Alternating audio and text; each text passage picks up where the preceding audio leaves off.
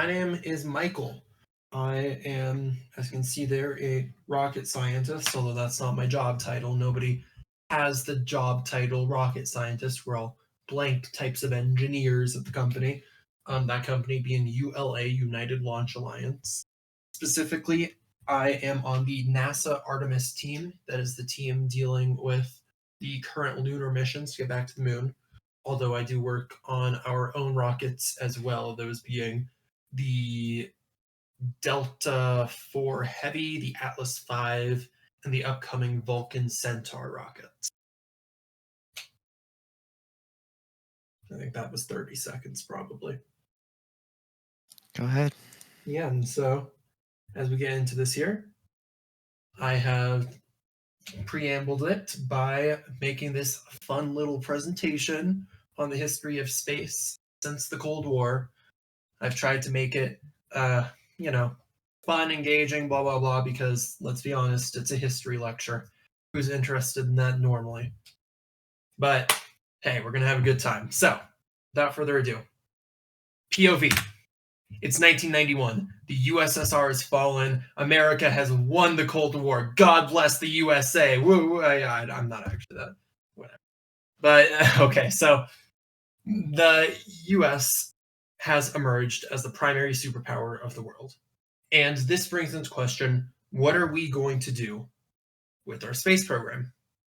Because some of you might be under the impression that the space program was essentially just, for lack of a better word, a dick measuring contest with the USSR, a way to beat them in soft diplomacy and show superiority over them. And that is somewhat true. But it wasn't the whole picture. As it stands, the policy goals of the United States at the time was just global space leadership. And they cared about beating the USSR, sure, but they also cared about just being the best at it. And the end of the USSR did not itself mean that they could just stop. Because other countries, other areas were catching up. ESA was taking off. That's the European Space Agency with the Ariane rocket, I believe it was called. That was pretty much the primary competition. But as we've seen since, China is certainly not slowing down. India is not slowing down. And so the United States liked to stay ahead of the curve. Huh. Anyway, that wasn't a necessary slide. It's fine. So, what did NASA and the US government do?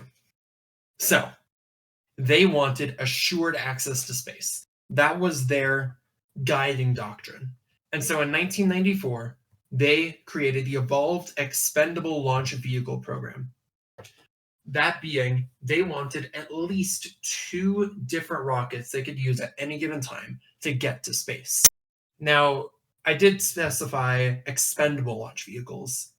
They wanted initially to put all their eggs in one basket with the Space Shuttle program. But for those of you who might be aware, there was unfortunately the Challenger disaster, and that kind of eroded public support for the space shuttles, and so they scrapped that. But to that, I'd just like to say it could have been worse because they were genuinely considering having Big Bird be on the Challenger flight. Like Big Bird from Sesame Street, they wanted Big Bird there. So millions of children would have watched Big Bird get blown up in a fireball, which could have been kind of bad for public morale. But in any case, in order to get this assured access to space, they threw money at 2 particular programs that they identified as being pretty good. That being the Atlas V rocket on the left, I believe that is, and the Delta IV rocket, I believe that's... No, sorry, I got this switched. Atlas V is on the right, and Delta IV is on the left. So those are the 2 rockets from Boeing and Lockheed Martin. Although they weren't from those companies at the time, Boeing actually acquired the company that was making that rocket, and Lockheed Martin had a merger and became that company. Previously, it was just the Martin company that made that rocket. But things didn't go quite to plan. Because Boeing and Lockheed Martin Both of them were pretty bad businesses in terms of their rocket stuff. They were losing money and they were essentially just gobbling up the subsidies that the US government was giving them as part of the EELV program. And so in 2006, they decided in order to cut costs, they would merge their rocket things and create ULA, where I work, but we'll get to that. And this wasn't good. They were the only two major providers. They were the only two providers of any note in the country. And this was just, it wasn't, kind of sort of monopoly. It was flat out a monopoly. No arguing it. And, well, I say no arguing it, but someone did try to argue it. There was this tiny little startup at the time in 2006. They hadn't even launched a single rocket. Nobody knew who they were. They tried to litigate it and got promptly laughed out of the room. And that tiny little insignificant startup's name was SpaceX. It didn't stay that way. By 2014, SpaceX was not a tiny little insignificant startup. Say what you want about the man Elon Musk, but he has a lot of money.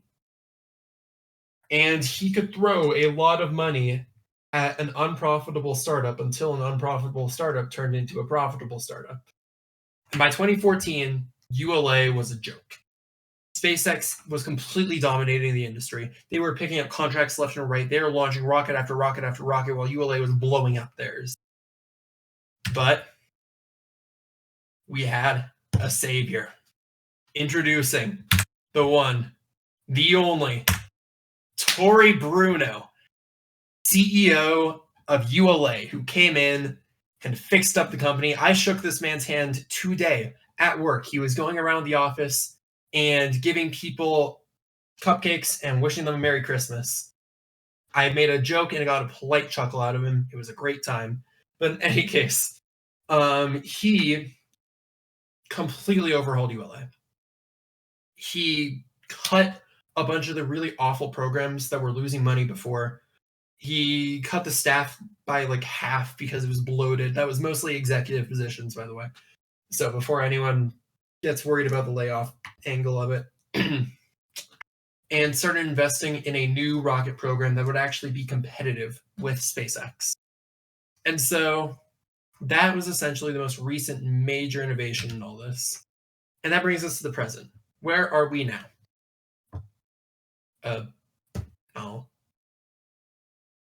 No, but seriously, it is really in flux right now, and it's anyone's game. SpaceX is currently the market leader. That is indisputable. But ULA is definitely in second place and is catching up. Amazon's Kuiper satellites, which is their internet response to Starlink from SpaceX, are all launching with ULA because obviously they wouldn't let their competitor launch it. And ULA is rapidly making steps in order to match SpaceX's launch cadence. Now, I'm not just saying this to, shill out for my employer, because as it stands right now, SpaceX still is the number one by probably a margin. But I do personally not believe in SpaceX's future prospects. We can get into that in the Q&A. But even besides those two, space is a massively burgeoning industry. There are tons of startups taking off right now, all of whom are promising. You have Blue Origin, you have Firefly, you have Rocketdyne, you have who else? I think Rocket Labs. I think Astrobotic. I'm losing the names now, but I think I've gotten enough startups off the top of my head to give the idea. It really is a rapidly growing industry. It's a rapidly changing industry. And I think anyone that could tell you what it's going to look like even 10 years from now is lying. It's a really exciting industry to be in. It's one that I'm happy to be in. And that's essentially my presentation. Try to keep it brief. Hopefully it wasn't painfully unfunny. I was trying to keep it funny. That was great. That was great. So getting us started here for the Q&A section, we're going to talk a little about both. So this is going to be mostly Q&A from you guys in the audience. Um, it's going to be mostly focused about whatever you want to hear about, but we want to hear about both the job and the lecture topic. So if you have questions about Michael's job, that would be great to hear. So it's really what they do as a rocket scientist. That'd be great to hear. So starting us off here, Michael, can you give us a bit more? So you gave us a little rundown at the very beginning, but can you give us a bit more about what you do in your day-to-day work? Yeah, sure. So my work consists of two primary aspects, that being the engineering development side and the launch support side. I'll say right now, I mainly focus on the software side of the rocket. I went to school for computer science, astronomy, and math. And so the software side is really where I have a primary area of expertise. So on the development side, we're developing new features for the existing rocket and the rockets and the upcoming rocket, the Vulcan Centaur, and integrating those into our current development pipeline. That is to say, things like updating our simulation systems, updating infrastructure, upgrading parts, upgrading components in the relevant firmware and software for those components, so on and so forth. There is more software than you might think goes into a rocket. You might think that, oh, once you coded it, you're chilling until you develop a new rocket. No, there is really constant upgrades, innovation. If a rocket needs to be human certified, there's a whole new set of requirements that it needs to clear, and new developments need to be made, so on and so forth. And then on the operations side, I do a job somewhat similar to, if any of you have seen Apollo 13, the guys in the white shirts in the control room, that sort of job. There are two primary locations for that. One is in Denver, Colorado. That's where I'm based. And one is in Cape Canaveral, Florida. Sometimes we'll have people fly out. I'm not sure I'm allowed to go into the differences between the two. What base covers what, but I'm in the Denver one. And so essentially we will get up at whatever awful time of morning or night is necessary for this rocket to launch. We'll go into the office and we will support it for the preceding 8 to 16 hours, however long is necessary. Obviously, we take shifts. And we make sure that that rocket is ready to go. I specialize in ground systems, which means everything before the rocket goes. So that involves running tests to make sure everything's correct, fueling the rocket, changing the configurations and states of the components inside the rocket to prep them for launch, so on and so forth. But once the rocket is actually in the air, my job is done.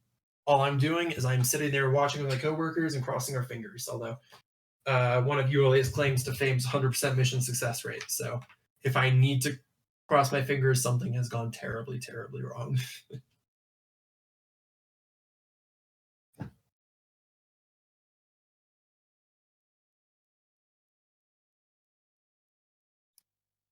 From J Squared here, J Squared asks, how's the work-life balance? Yeah, that is a scary one. I know.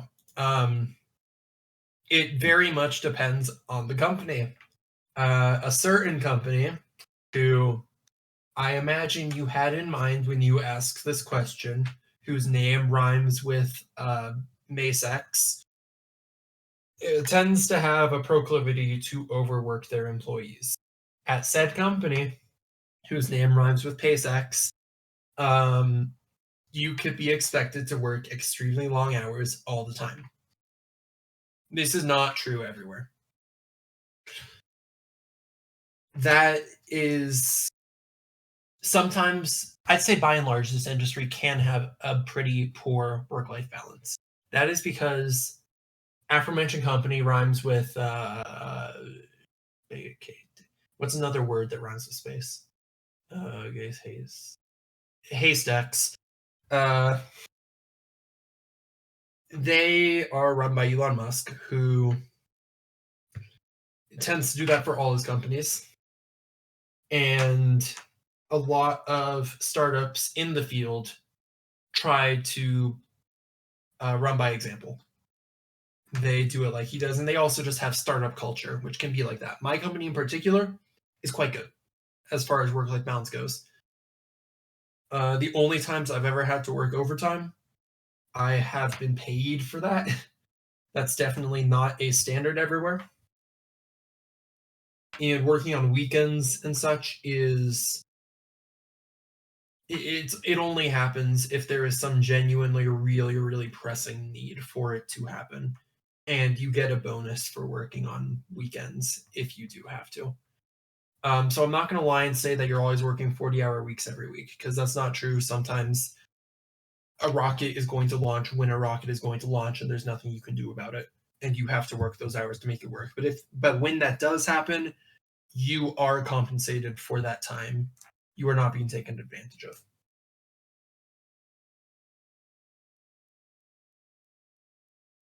Stuff Happens asks, Michael, what do you think about all the material accumulating in LEO or low Earth orbit and potential future solutions?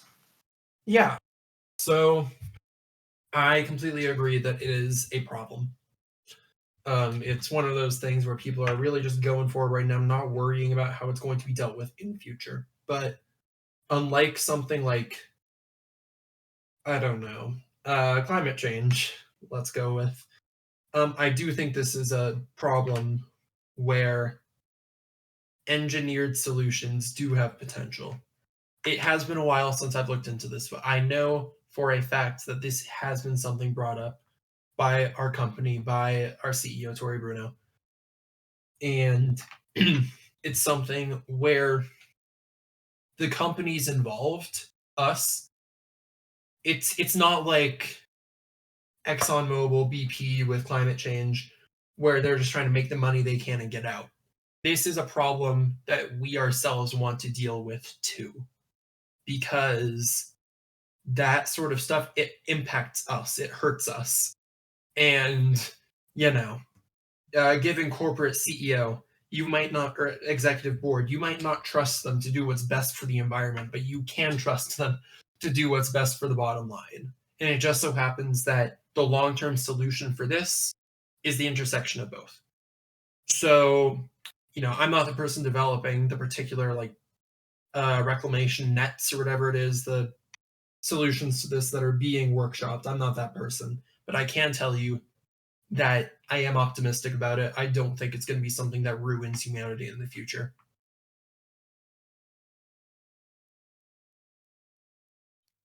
Okay. Bud asks, are you one of the guys that can say no launch due to weather? I have never had to, but hypothetically, somebody supporting the launch in the same way that I do could be that person. Yes, typically that will be somebody in Cape Canaveral, Florida, because they can see the weather, and I'm in Denver. But hypothetically, if for some reason I was the only person capable, yes, I could do that. So would it usually be your boss that would do that, or someone above My you? boss or somebody lateral to me, because they're somebody in the other launch support lab in Cape Canaveral, because I'm in Denver. So I have a question. You say there's two, Cape Canaveral and the Denver office. How does that work? Like, I always imagine that there'd be everyone will kind of be on site, like looking at the rocket. That's how you usually see videos. You see people on site. Obviously, I can't say specifically who does what where, but I can logistically describe the setup. For the people who are in Denver, we have video feed and we have radio with the people in Cape Canaveral. They're closer to the rocket. If there is an issue that we can't see that they can see, they will radio us immediately and get us clued in, and vice versa. I know it sounds like a recipe for disaster, but we are very much up to date, keeping up with things, and also just that location proximity. As long as the latency is very low, which it is, it's not really that big a deal, because it's not as though the people in Cape Canaveral are going out physically to the rocket. If you need to have somebody actually walk out to your rocket, something has gone very, very wrong. Because, imagine if there is fuel in the rocket. That is a however many thousands of ton bomb that could go off while you're standing next to it. So, given that none of us approached the rocket, our distance away isn't too big a deal. So it's about the same whether or not you're 10 miles away or 1,000. Yeah. I mean, we do different things in the different locations that I cannot go into, but functionally, yes. All right. Tankinator asks, how did you end up in this job? Yeah, so I was let's see. Sorry, I just got a notification. Let me swap to do not disturb here. Okay. How I got to this job. Sorry, I just have to think the question again. I was fortunate enough in that I knew what I wanted to do as a job pretty immediately as I went into college. And so throughout my college experience, I was pretty single-mindedly pursuing the goal of getting into the space industry. I quite aggressively got into, research opportunities, volunteer work, etc., to build up my resume as a freshman can, as best one can, during their first year, and then applied to a whole metric ton of internships. It's really a crapshoot. You can apply to 500 places, get no offers, but I was fortunate enough to get an internship at a place that was kind of auxiliary to the space industry. That is, it was an internship at a company that makes a tool that the industry uses. I don't want to necessarily say what might be a bad idea, but a piece of software that they use in the space industry. And so I used that, and then I leveraged that alongside further extracurricular development, blah, blah, blah, in order to land an internship at ULA. The following year, my sophomore year, and then that turned into a full-time offer immediately out of college. The summer after I graduated in 3 years. And that was pretty much my route. I'm not sure if that's necessarily something to aspire to one-to-one if you are in college and, trying to gun for this, because I don't want the takeaway from that to be, oh my God, I didn't know that I wanted to do this senior year of high school. Am I screwed? No, you're not. There are 50 million different ways to get into this sort of thing. I have a friend who got into not space, but quite cushy software job, not having had any internships his entire college career. Instead, got I think he was an admin on Hypixel, the Minecraft server. And he leveraged that. There's no, dropped something if the mic picked that up. There's no one route to this sort of success. Wait, Liam, you think you know who that is? Okay, if you know who that is, please DM me, because I think that'd be really funny if you did. In any case, the most important thing is be passionate about it, because in interviews, etc., they can tell. And don't be lazy. Be proactive about finding new opportunities, because even once you have the job, your success hinges on your proactivity to find new opportunities and take them as they come up. Well, in that same vein, why did you choose the space industry? I really like space. That really is fundamentally it. I always thought it was cool as a kid. I remember playing Super Mario Galaxy and thinking, wow, this is a cool game. But it really just kind of clicked for me when I visited Kennedy Space Center in Cape Canaveral, Florida. I went and I saw these massive rockets. And, I knew I was going into computer science, but I always wasn't necessarily sure about what I wanted to do in computer science, because I liked the idea of my work having a real physical impact. And a lot of software as service things, making a website, blah, blah, blah. There's not really a tangible physical end product. But I saw those rockets, those massive, massive rockets, and going out into space, great frontier, sense of adventure, blah, blah, blah. And it just really clicked with me. I'm a person that likes to travel. I'm a big fan of finding new things, of exploring. And with that in mind, I just thought that space was a really natural progression for that. That suited my skill set. That's nice. This one might require some explanation from you, but Bolden Brand asks, you said you were on the Artemis team, so I was wondering what your position on the choice to use NRHO, I don't know what that means, orbit instead of low lunar orbit like the Apollo flights were. I know what it means. I can't give you any sort of real thoughts or feedback on it because I wasn't the person that made that call.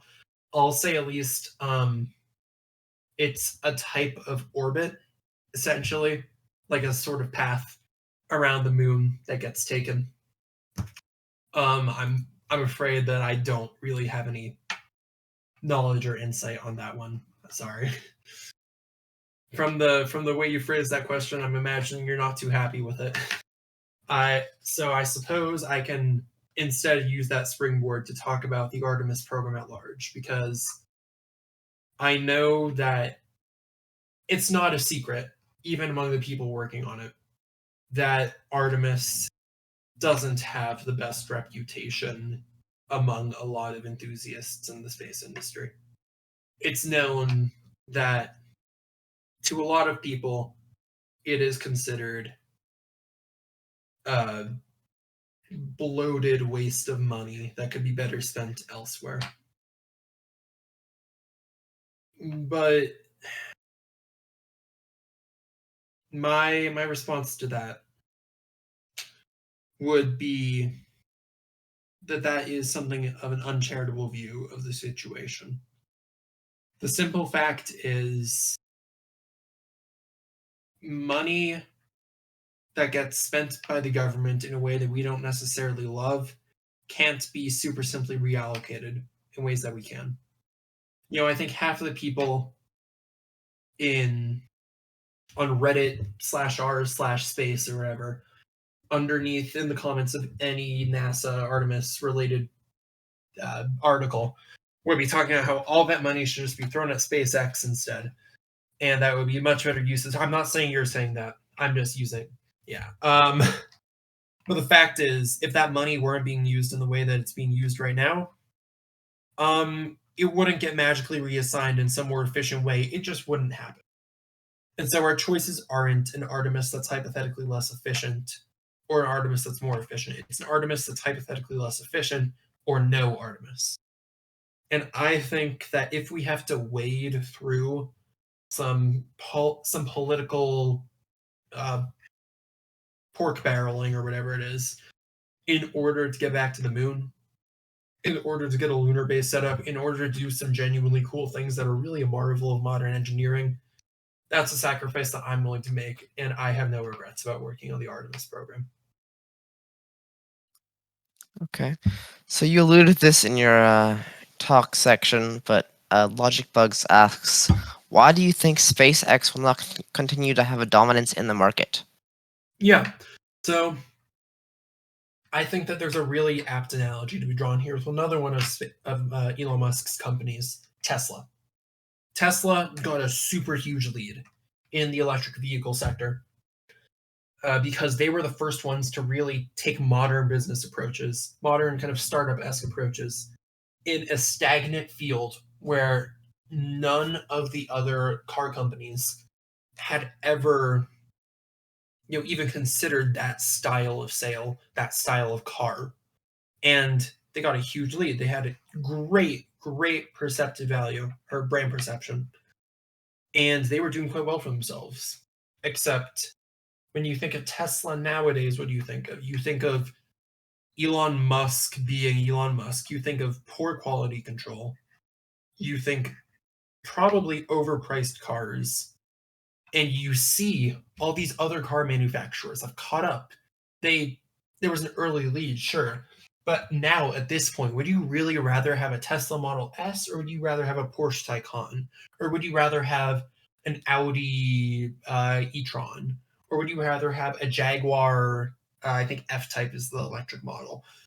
The car manufacturers have caught up, and those kind of that kind of scorched earth strategy Tesla took of getting things out the door as quick as possible, quality control be damned. It's conducive to short-term success. It's not conducive to long-term success. And I think a very similar thing is happening with SpaceX.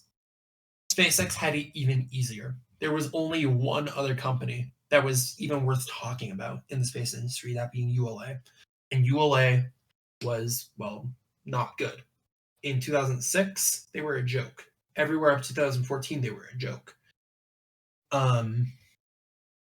But it's not staying that way. I'm saying we because I do work for the company. We are currently on track to match SpaceX's launch cadence. And once we are matching them, their whole burn money to the ground until they have no more funds, fundraise by selling stock or getting private investment, and then burning that money again on new R&D over and over, that cyclical strategy is not going to pay off against another company who can do the same thing, but can just do it as a real functional company. I think that at some point or another, SpaceX's poor quality control and horrific employee retention is going to catch up with them, especially in an environment where there are so many startups just itching to bite into that market share. I will say this for Elon Musk. I think that Elon Musk, from everything I've heard from people who work with him, is an incredible engineer. I really do think he is a very, very talented engineer. I do not think that he's a great manager. And I think that the management techniques that are causing Tesla to suffer, I'm not going to bring up X because, well, it's X. Special circumstances there. I think the same thing that's happening to Tesla is going to happen to SpaceX. Okay. This is in the same vein again. Bud asks, do you think that the startups you listed have a chance of actually growing and creating more competition? If so, do you think it'll happen then soon within the next 5 to 10 years? So other than SpaceX, that is. I'd say it's possible. If you're looking for startups to keep an eye on, I would say the number one biggest one to watch is Blue Origin. I know when people think Blue Origin, they think the tourism stuff and, Jeff Bezos launching himself into space on a vanity project, but they really do have genuine potential as far as I can see. The way that NASA hands out, or the US government hands out contracts to launch satellites into space, they usually give them out to two different companies. They'll give one 60% of them, and they'll give another 40%. For this next round of launches, they are giving them to three companies. And I think it is very, very possible that that third one goes to Blue Origin. So long term, there's any number of startups that could take off, but specifically in the context of the short term, 5-10 years, if I had to put money on anyone, I would put it on Blue Origin. This is not financial advice. I am not a stock consultant. Sean asks, I'm a Kiwi, New Zealand, so I'm curious on how Rocket Lab's Rocket into the Lab? industry. Okay, yeah. Rocket Lab, I do know Rocket Lab. And I have considered trying to apply at some point or another because I think the ability to travel to New Zealand on work would be super cool if I could. As far as their company's viability goes, I would put them in the tier of promising startups alongside, Firefly, alongside maybe Relativity, so on and so forth. I have no reason to think that they're going to go under, although I haven't done a ton of research into them personally. I'm excited to see where they go, and I wish New Zealanders the best. All right, switching gears again. Going back to you. your day-to-day life in your job. So obviously, not every day is launch day. Yeah. What are you doing on those days that you're not launching a rocket? Yeah, that's most of them. I am usually working on software stuff. A lot of the day to day is not going to be much different than what you might think of at a normal software company. You'll have tickets, you will have software requests that need to be done. Uh, you'll need to work on them. Perhaps the more involved portion of it is testing those changes. ULA has a very, very rigorous testing structure, considering, if Google accidentally introduces a bug to their stuff, servers might go down, and that's going to suck, but it's fundamentally, software going down. If we screw up, worst case scenario, we have killed people and blown up a $250 million firework. So you really, really cannot afford to half-ass any sort of testing. And so time is spent either developing software or testing software. And testing software is done in a software integration lab, which is probably one of the coolest rooms I've ever been in. It's essentially a very large lab room with a rocket vivisected throughout the room, because obviously a rocket stacked up can't stick in a room. And so you will go in this room and you will test your code on the vivisected rocket. And just to be in that massive room and to hear all of it whirring around you as you are genuinely starting up this rocket and, running your obviously it cannot launch considering it's not fully built, but it's still an incredible experience. It's when I'm doing work in there, it's probably the highlight of my day. So you're actually running code on like a live rocket? I mean, you're not just simulating it, or? Yes, we do have simulated systems too, but for the important stuff, we will put it on the real rocket. The real rocket hardware. I suppose it's not a real rocket because it's not, built.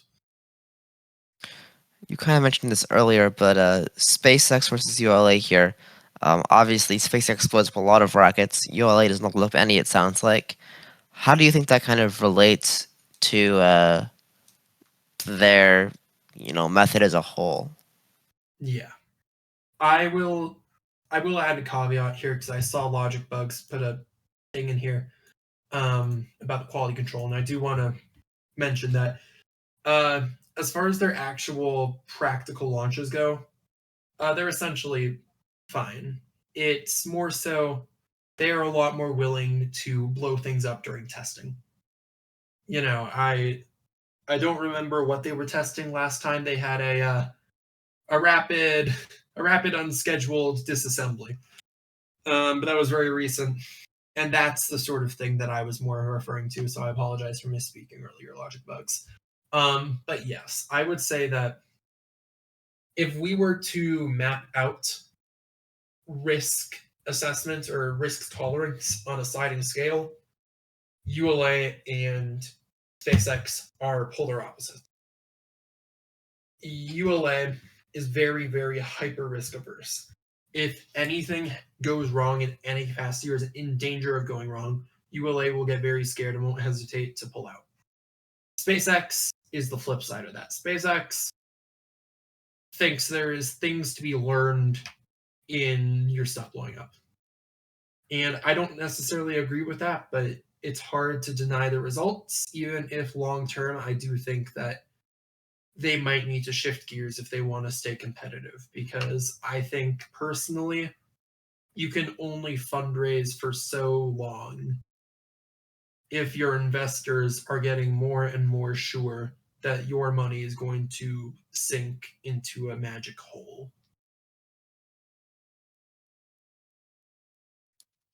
All right. Here's a more broad question. Do you have any interesting stories that you'd like to tell from your professional experience there? Sure. Yeah. Okay. So the thing about the rocket launches, right, is it is tough to time. You will get the launch window will start 3 in the morning, and maybe you'll get scrubbed, maybe you won't. And so when I was going to my very first launch, I wasn't properly supporting anything. I was just shadowing. It was like I needed to be there at 5 a.m. on a Sunday or whatever, on a Saturday, I don't remember. But I decided to go, and I decided, you know what? Let's make this fun. I'm gonna get some donuts and I'm gonna share them with the team. Because it'll turn, an unpleasant early morning into a cute little thing. So I go and I show up at 5 in the morning with my donuts, and I walk in and I give a donut to the guard. Goes, well, why not? And I look around and no one's there. I'm like, huh. And I text my coworker, don't say anything, no response. Eventually the guard tells me, oh no, sorry, they canceled it a few hours ago.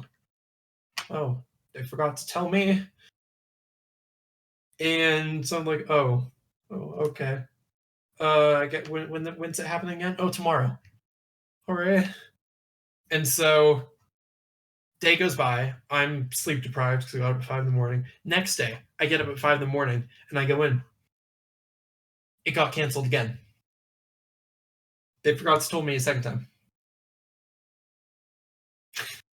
Like, okay, you know what? Fine. I've learned my lesson. Tomorrow, I will not come in early. I will come in at the normal time, and I will figure out when it's happening then. So, third day, I go in at the normal time. And what happens? Oh, no, sorry. The rocket already launched. You missed it. Oh, no. That's So tough. that was my first introduction to rocket launches. You ever just show up to work and the rocket is already launched? That's crazy. What portion of the launches are scrubbed usually? I mean, like, do you have any sort of like percentage in your head, kind of roughly?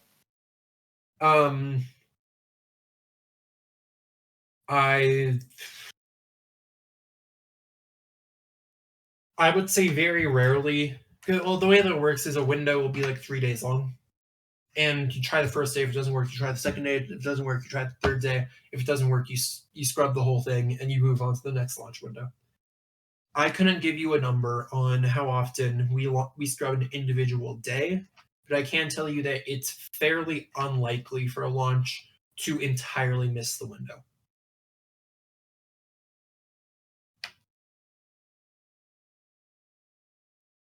All right, all right.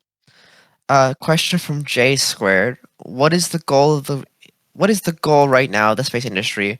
What's in space that startups think they can make money off of? I don't know if it's what's in space. Yeah, right now, the primary thing that's making money from all this is satellites. We are launching up satellites. So it's not what's in there, it's what we're putting there. And that is one of the reasons that space companies would care about space debris, because the more debris that's up there, the less real satellites we can put up there. And the less real satellites can put up there, the less money there is to be made. So that should be your capitalist brained, optimistic view for the future. But besides that, I would say that it's not really a thing right now, but optimistically, there could be some potential in like mining of asteroids, mining of other surfaces, etc. Logic Bugs just said it. Yes, getting materials from the moon, from asteroids, might be in the cards in future, but right now it's not a thing. Right now, it is satellites. That is how money is made.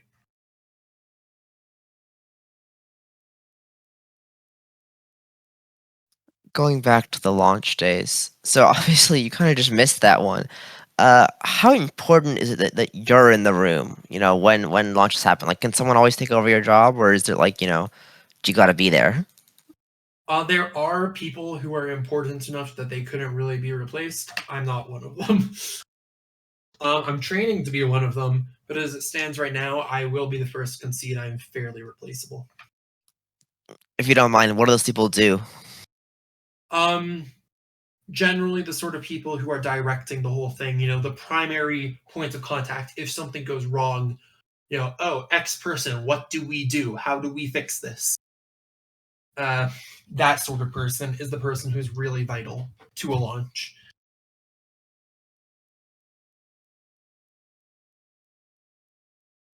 Okay. Just want to point out that Logic Book says the future endeavors here could include asteroid mining, getting helium-3 on the moon, etc. Do you think there's do you think there's potential for space mining in the future?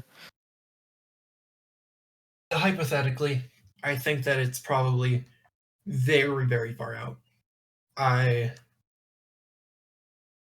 mean, maybe 2100. Maybe. Wow. Maybe sooner. I don't know, but I tend to be very wary of over promising on deadlines when it comes to space exploration. There's always more than meets the eye. It's always harder than you think. And that one already sounds pretty hard. What do you think the biggest challenge is, if you can name one there with that? This is interesting because I've never thought about this before. But off the top of my head, I think that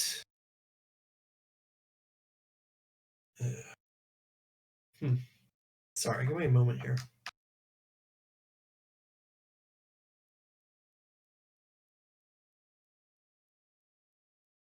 I think that in order to mine anything useful on the moon or on an asteroid or something like that, the precision necessary to get there to actually mine the thing, to know what to look for, to get the autonomous droid to do it, it's a lot of moving parts in an environment where you cannot afford to have anything go wrong. Like, how people say, oh, your phone is more powerful than the Apollo computers on those rockets, on Saturn V rockets. That isn't because they were really stupid and didn't think to put a more powerful computer. That is because that is a computer where you cannot afford to have anything go wrong. It needs to have redundancy upon redundancy. It needs to do just exactly what it's meant to do. Nothing more, nothing less. And essentially designing a bona fide Mars rover level feat of engineering that presumably is to be mass produced and shipped out en masse and come back after having mined a significant quantity, because our current, we can, like the Curiosity rover, Perseverance rover, it gets some samples of rocks, sure, but it's not getting huge quantities. And in order for the literal hundreds of millions of dollars that you will need to invest to send a rocket up there, you need to mine a huge quantity. So dealing with those sorts of logistical issues, I think, is definitely the biggest hurdle that we'll need to overcome. Okay. As we get in our last 10 minutes here, what would you say the most interesting part of your job is? What keeps you coming into work every day? I'm a big fan of the launches. The launches really are quite exciting. You're seeing a rocket launch and you are actually being a part of making that happen. This is not an industry that you join for the money. It's an industry that you join because you are passionate about the mission. And I am. And seeing that mission manifested is really what keeps me coming back in.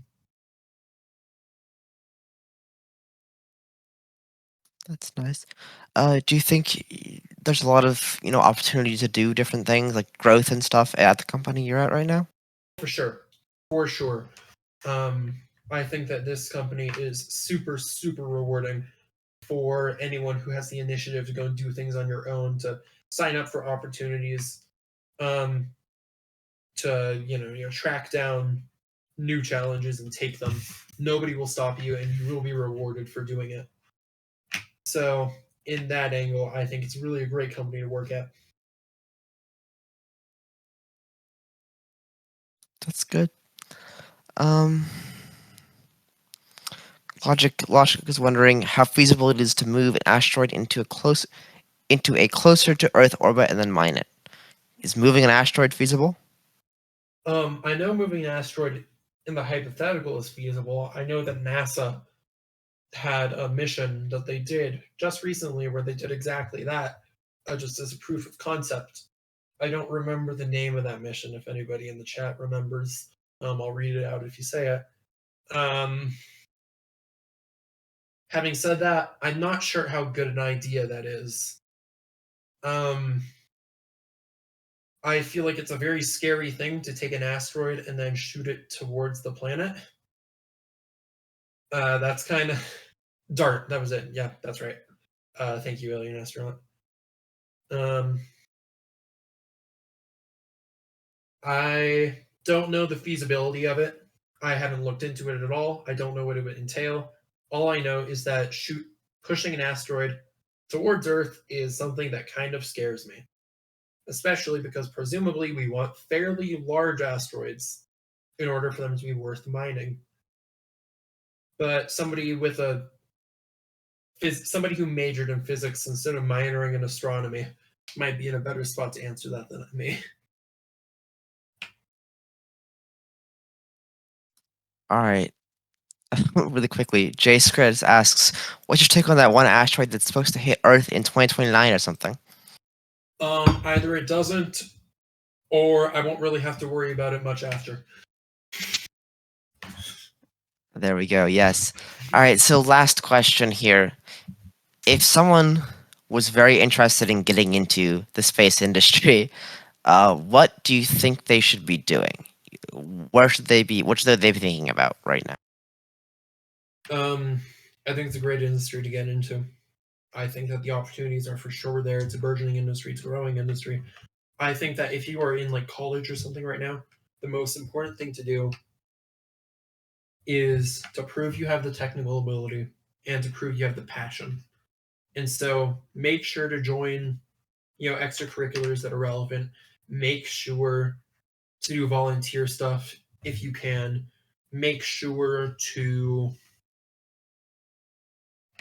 get relevant internships if it's possible. Do everything you can to sell yourself on this industry, because if you just have a generally good resume, I mean, you'll be good. But remember, this is an industry that people get into because they're passionate about it. And so you're not just going to be competing with people with solid resumes. You're going to be competing with people with solid resumes whose resumes show that they care. And so you need to match them. And that's my advice.